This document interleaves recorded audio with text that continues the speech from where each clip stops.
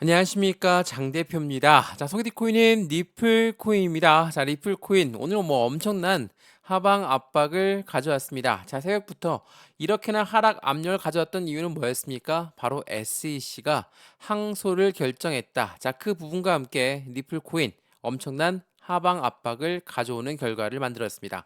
자, 그 속보 내용을 먼저 보면서 말씀을 이어가 볼게요.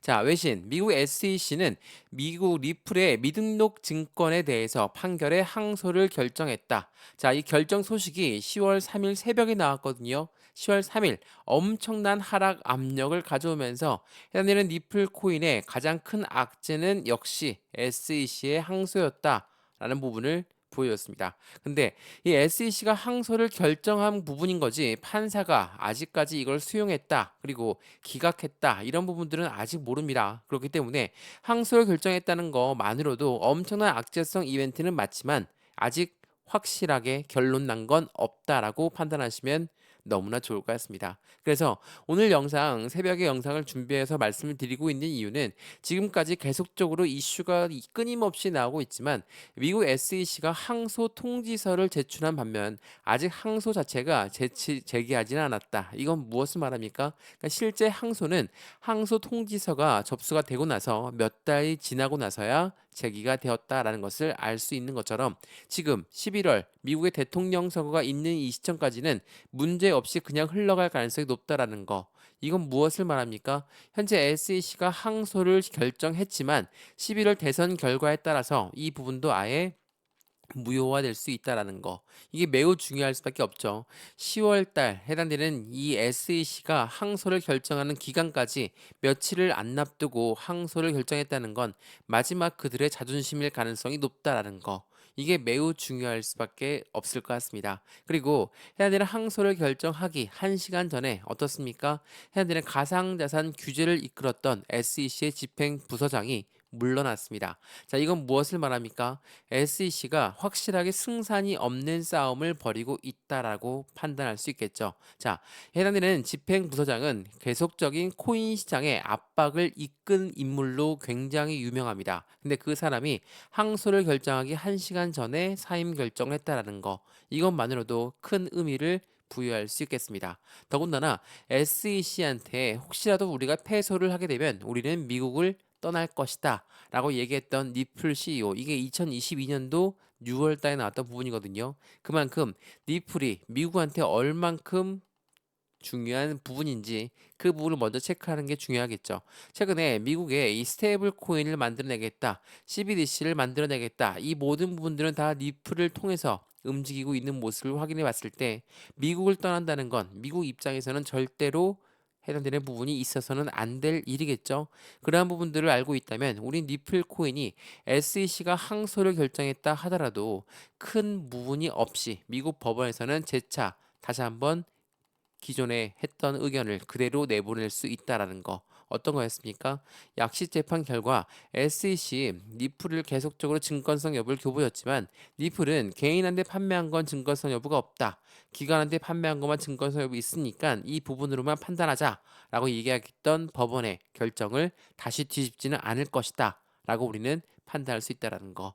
우선 이러한 부분들 하나씩 하나씩 오늘 영상에서 말씀을 드릴 거니까 오늘 영상 끝까지 시청하시는 걸 추천드리겠고요. 마찬가지로 700원을 이탈했다가 다시 돌아왔다. 이탈했다가 다시 돌아왔다. 왔다 갔다 하는 모습을 보여주고 있지만 지난번 미국의 경기 침체 우려가 발생되었던 그 시점 바로 바닥 구간을 다시 한번 확인하고 있는 절차를 가져가고 있다. 그러니까 이 700원 라인대를 어떻게 지지받느냐 그게 가장 중요한 부분이니까 오늘 이러한 부분도 하나씩 하나씩 짚어드리면서 리플에 그 전에 들어왔던 고래들의 움직임은 어떤 부분을 바라보고 있는지 그 부분도 같이 체크해 드릴 거니까 오늘 영상은 무조건 끝까지 시청하시는 걸 추천드리고요. 마찬가지로 영상 본격적으로 시작하기 전에 구독과 좋아요, 알림 설정 아랫부분에 따봉 버튼까지 눌러주시면 너무나 감사하고요. 마찬가지로 매수와 매도의 관점은 어떻게 가져갈까? 나는 리플 코인 오랫동안 들고 있어서 1,500원 이상의 매입 단가 2,000원 이상의 매입 단가인데 어떻게 할까요? 당연하겠지만 매입 단가 올라가는 걸 기다리는 게 아니라 추가적인 매수 타이밍과 신규 매수 타이밍을 잡아서 매입 단가를 낮추고 수익관 높이는 부분이 필요하겠죠. 오늘 이러한 부분도 비중 관리까지도 도와드릴 거니까 영상 끝까지 보시면서 확실한 수익관을 같이 만들어 가시면 좋을 것 같고요. 이 모든 부분들 먼저 문자 넣어 드릴 거니까 상단에 보시면 전화번호 나와 있습니다. 전화번호가 010-6531번에 7908, 6531에 7908번, 여기다가 숫자 1번입니다. 문자 한 통만 넣어주시면 이 모든 부분 먼저 문자 넣어드릴 거니까 영상도 무료로 보고 있는 것처럼 문자도 무료, 카톡방도 무료입니다. 받아보시고 확실한 수익 구간을 같이 만들어 가시면 너무나 좋을 것 같습니다. 이해되시죠? 자, 그러면 오늘 리플 코인 영상 본격적으로 시작을 하겠습니다. 자, 리플 코인 뭐 새벽에 엄청나게 많은 공포감을 자극시켰습니다. 뭐 그도 그럴 것이 700원까지도 이탈하는 모습을 보였으니까 700원 이탈하면 어딥니까? 낭떠러지에 떨어질 것 같다.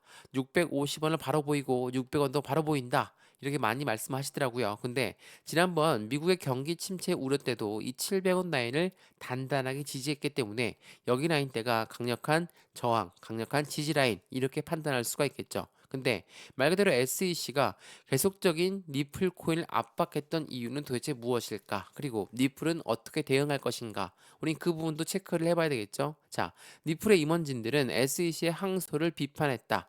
세금을 낭비하는 것이다. 또한 시간적인 부분이 더욱더 많이 걸리기 때문에 당연히 11월 대통령 선거 전까지 결정날 부분은 아니니까 대선에서 정권이 바뀐다 라고 한다면 SEC라는 미국의 일개 기관이 정권이 바뀌는 부분을 이길 수 있을 것인가, 그러한 리스크를 감당할 수 있을 것인가, 이러한 말도 엄청 많았죠. 물론 대통령 선거 전까지 SEC가 이 모든 부분들을 해결할 수 있는 것은 아닙니다. 그렇기 때문에 마지막 자존심을 보여주고 있는 결과치를 마련한 거 있다.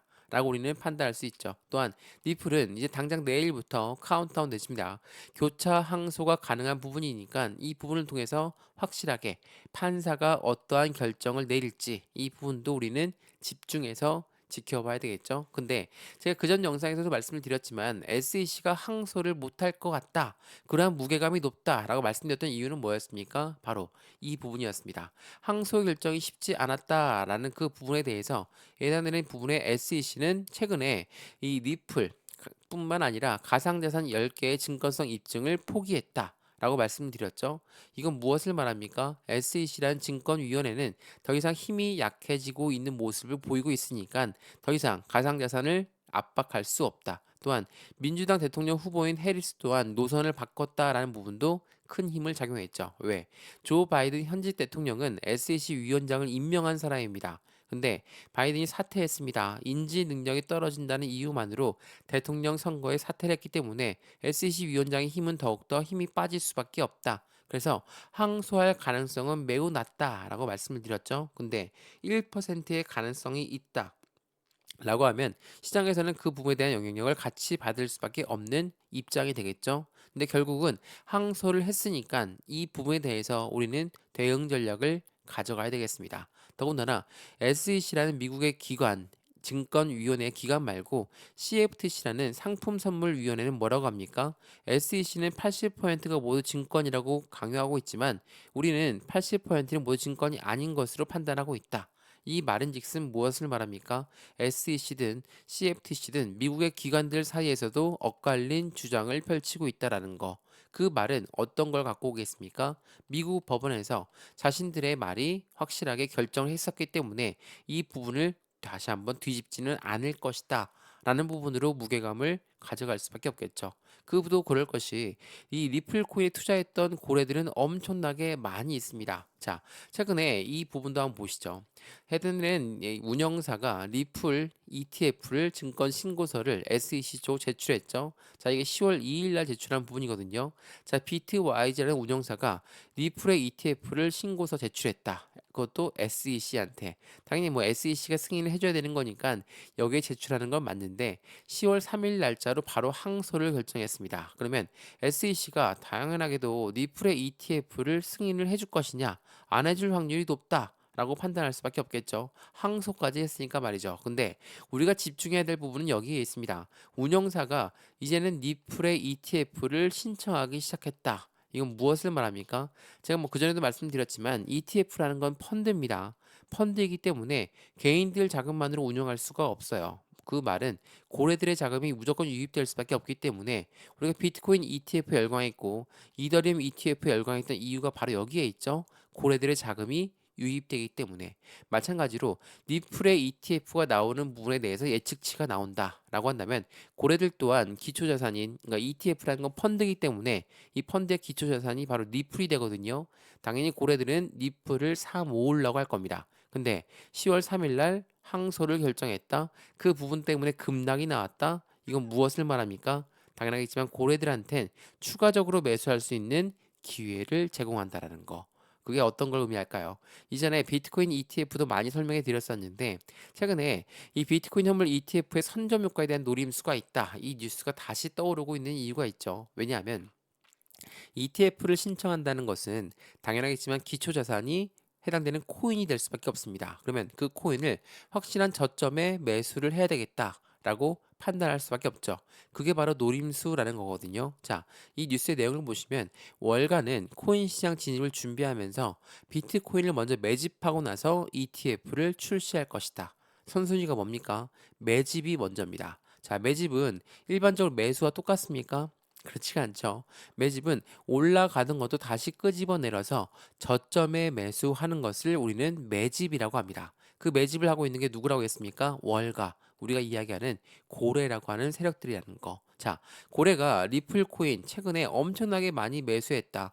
엄청나게 매수했기 때문에 매집하고 있다라고 판단할 수 있는데 이게 10월 2일 날 나왔던 뉴스거든요. 리플 고래의 매수세로 거래량은 급증하고 1달러 돌파의 기대에 상승감이 높이 올라가고 있다. 1달러 돌파 기대가 올라가고 있다는 것은 고래들이 매수를 하고 있다라고 합니다. 근데 고래가 매수를 어떻게 한다고 했습니까? 매집을 한다라고 말씀드렸죠. 이 매집이라는 것은 올라가던 것도 다시 끄집어내려서 저점에 매수하는 것을 매집이라고 한다라는 거. 그 부분에 지금 해당되는 10월 3일 날짜 항소를 결정하면서 확실한 바닥 구간인 700원 라인을 다시 한번 이탈하게끔 만들었다. 그건 무엇을 말합니까? 고래들한텐 다시 한번 절호의 매수 기회를 제공하고 있다라는 거. 이러한 부분들을 봤을 때 지금 니플 코인 하방 압박을 받지만 다시 한번 700원 라인 위로 끄집어 올려놓는 이유가 충분하겠죠. 마찬가지로 제가 지난번 미국 경기 침체 우려 때도 말씀을 드렸지만 700원 이탈했다가 다시 끄집어 올리면 어떻습니까? 종가 기준으로 700을 맞춘다라고 볼 수 있죠. 이 부분에 대해서 확실하게 바닥을 여러 번 확인하고 있다라고 볼 수 있고 물론 SEC가 엄청난 큰 악재성 이벤트는 맞지만 이런 악재성 이벤트가 실질적으로 항소를 결정했다라는 부분에 대한 메시지가 나왔음에도 불구하고 700원을 지지받는다.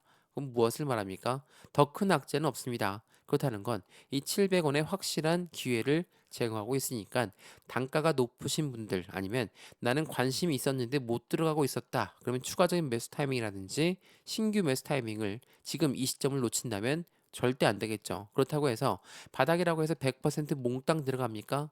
그렇지가 않죠. 비중은 20에서 30%의 비중을 나누어서 들어가는 게 중요할 수밖에 없는 부분 다시 한번 체크하시면 너무나 좋을 것 같고요. 그래서 SEC가 항소를 했다 하더라도 이 700원을 유지하고 있는 이유는 충분히 있다라는 걸 다시 한번 체크하시면 좋을 것 같고요. 이 모든 부분 먼저 문자 넣어드린다 말씀을 드렸죠. 상단에 보시면 전화번호 다시 한번 말씀드릴게요. 전화번호가 010-6531번에 7908 6531에 7908번 여기다가 숫자 1번입니다. 문자 한 통만 넣어주시면 이 모든 부분 먼저 문자 넣어드린다는 거 다시 한번 체크해 보시면 너무나 좋을 것 같고요. 문자도 무료고 카톡방도 무료라는 걸 다시 한번 확인하시면 좋겠습니다. 자, 그러면 고래라고 하는 세력들 지금 SEC가 항소했음에도 불구하고 왜 리플 코인의 매수 라인을 들어갈까? 당연히 니플 코인이 갖고 있는 강력한 상승 모멘텀이 있기 때문이라는 것을 체크할 수 있겠죠. 자, 상승에 대한 모멘텀 어떤 게 있는지 하나씩 하나씩 체크를 한번 해보겠습니다. 우선 말씀드렸던 니플 만약 SEC한테 패소하게 되면 미국을 떠날 것이다 라고 이야기했던 그 부분에 대한 근거는 뭐가 있을까? 당연히 상승에 대한 재료겠죠. 자, 이걸 먼저 한번 보여드릴게요. 자, 미국은 공화당이 있고 민주당이 있습니다. 네, 이 두 정치 세력은 스테이블 코인이냐 CBDC냐 이 부분을 놓고 줄다리기를 하고 있다. 라고 말씀을 드렸습니다. 자, 이전에 이 스테이블 코인은 뭐라고 했습니까? 달러와 1대1 비율을 갖고 있기 때문에 이 스테이블 코인을 발행한다라는 거, 스테이블 코인 발행량이 늘어난다라는 것은 코인 시장의 자금이 늘어난다라고 보셔도 충분하다는 거. 이 스테이블 코인이 발행량이 많아져야지 가상자산 시장의 상승률 또한 높이 올라갈 수밖에 없죠. 그리고 CBDC는 뭡니까? 디지털 화폐입니다. 자, 우리가 사용하고 있는 종이 지폐, 동전, 우리 이용 안 하죠. 벌써 신용카드만 이용하고 있는데 이 부분이 이제 디지털 화폐로 바뀐다라는 거. 이 두 가지 모두 리플이 개발하고 있습니다. CBDC는 뭐 이미 중추적인 역할을 하고 있는 게 바로 리플이라는 거. IMF라는 국제통화기금과 손을 맞잡고 CBDC를 개발하고 있는 게 리플이라는 것은 다들 알고 있으실 겁니다. 그러면 최근 들어서 미국 시장에 연말까지 스테이블 코인을 만들어내겠다라고 말을 했던 이유가 뭔지 그 부분을 체크하시면 더욱더 좋을 것 같거든요. 자, 우선 이 뉴스를 먼저 보시죠. 자, 이 뉴스는 9월 28일 날 나왔던 뉴스거든요. 자, 니플의 원장 대규모 업그레이드는 어떠한 영향을 미칠 것인가? 자, 두 가지의 업데이트가 있었다라고 지난번 영상에서 말씀을 드렸죠. 자, 이 부분이 굉장히 중요한 부분인데 보시면 두 업그레이드 중에 하나는 스테이블 코인. 스테이블 코인은 기관용으로 설계가 되었다. 또한 니플은 유동성과 거래를 중점으로 하고 있다. 자, 두 가지 업데이트를 진행했던 이유는 분명합니다. 왜? 이 스테이블 코인을 발행하고 해당되는 CBDC에 대해서 니플의 역량을 강화하겠다라는 부분으로 볼 수 있죠. 자, 우선적으로 이 스테이블 코인은 누구를 위해서 기관용으로 설계되었다. 자, 스테이블 코인 말 그대로 국제 무역에서 사용할 부분이 굉장히 높아졌습니다. 국제 무역에서 이용한다. 당연히 기관들이 이용할 가능성이 매우 높겠죠. 그렇기 때문에 이 스테이블 코인은 기관용으로 개발을 했던 것이고 니플 같은 경우는 CBDC 그리고 IPO와 ETF까지도 유동성 자금이 추가적으로 유입될 가능성이 높아졌죠. 이러한 부분들이 리플 업데이트를 진행했고 스테이블 코인 업데이트를 진행했다라는 거. 이러한 두 가지 업데이트를 동시에 진행한 이유가 여기에 있다라는 것을 다시 한번 체크해 보시면 너무나 좋을 것 같고요. 그러한 부분에서 최근에 한국에 왔을 때 어떠한 말을 했습니까? 리플 CEO는 한국의 금융사들과 협력해서 암호화폐 커스터디 사업을 키우고 싶다라고 이야기했습니다. 자, 제가 이거 부분 설명 많이 해드렸는데 커스터디 사업은 수탁 사업입니다. 수탁 사업이라는 것은 리플을 보유하고 보관해주는 역할을 한다. 은행과 같은 역할을 하는 것이거든요. 자, 은행은 무엇을 말합니까? 당연하게도 이자를 주고 그 부분의 대출도 가능한 서비스를 말합니다. 그러니까 토탈 금융 서비스를 제공한다. 이 커스터디 사업을 한다는 건 리플이 한국의 토탈 서비스를 제공하겠다라고 볼 수 있습니다. 그 말인즉슨 한국 시장이 그만큼 중요하다라고 리플은 판단하고 있다라는 거. 이러한 부분들의 이 커스터디 사업 자체가 시장 규모가 얼마큼을 예상한다고 했습니까? 10조 달러를 전망하고 있다라는 거. 10억도 아니고 10조 달러 전망을 하고 있는 게 바로 커스터디 시장 규모라는 거. 리플이 한국의 그 부분에 대한 사업을 진행한다라는 건 또 다른 은행권, 또 다른 금융 커스터디 시스템을 갖춰가다는 거. 이게 매우 중요할 수밖에 없겠죠. 그러한 부분에서 리플 코인 상승에 대한 모멘텀들은 쭉쭉 나올 수밖에 없습니다. 제가 이 부분 많이 말씀을 드렸는데 미국 법원은 이미 결정했습니다. 약식 재판 결과도 미국 리플은 증권이 아니다. 최종 판결도 마찬가지로 리플은 증권이 아니다. 근데 SEC가 항소를 결정했고 그 부분 관련해서 판사가 이 부분을 수용할지 기각할지는 아무도 모릅니다. 다만 이 부분은 지난번 법원에서 해당되는 판결문을 뒤바꾸지는 않을 것이다. 라는 부분이 더욱더 무게감이 높다라는 걸 다시 한번 강조 말씀드리면서 스테이블 코인이고 IPO고 ETF고 또한 CBDC까지 이렇게 강력한 미국의 리플 코인의 쓰임 용도가 커지면 커질수록 절대로 미국은 리플을 버릴 수 없다라는 것도 다시 한번 체크하시면 좋을 것 같고요. 이러한 부분들을 먼저 봤을 때 SEC가 항소한다라는 것은 무조건 안 좋은 뉴스는 맞습니다. 근데 지금 이 박스권 라인을 그대로 다시 한번 지지받고 올릴 가능성 또한 매우 높아요. 왜냐하면 SEC가 항소한다라고 해서 항소가 다 결정되는 것도 아닌 것이고 또한 리플은 계속적으로 그들만의 모멘텀을 제공하면서 확실한 그 모멘텀의 상승 재료까지 미국에서는 리플을 버릴 수 없는 카드까지도 같이 만들어가고 있다는 것도 체크하시면서 매수와 매도의 대응 전략을 어떻게 가져갈까, 비중 관리는 어떻게 해야 될까, 또한 수익 구간을 어떻게 극대화로 만들 수 있을 것인가를 체크해 보시면 더욱더 좋을 것 같습니다. 이해되시죠? 자, 리플코인 영상 여기까지입니다. 영상 유익하였으면 구독과 좋아요, 알림 설정 아랫부분에 따봉 버튼까지 눌러주시면 너무나 감사하고요. 전화번호도 말씀을 드릴게요. 전화번호가 010-6531번에 7908, 6531에 7908번, 여기다가 숫자 1번입니다. 문자 한 통만 넣어주시면 이 모든 부분 먼저 넣어드릴 거고요. 영상도 무료로 보시는 것처럼 문자도 무료, 카톡방도 무료입니다. 받아보시는 걸 다시 한번 추천드리고요. 마찬가지로 SEC라는 강력한 악재성 이벤트가 발생되었음에도 불구하고 700원 라인대를 유지한다. 여기가 가장 좋은 매매 단가를 제공하고 있다는 것도 확인하시면 더욱더 좋을 것 같습니다. 이해되시죠? 영상 여기까지입니다. 언제나 성공적인 투자 정말 진심으로 기원합니다. 감사합니다.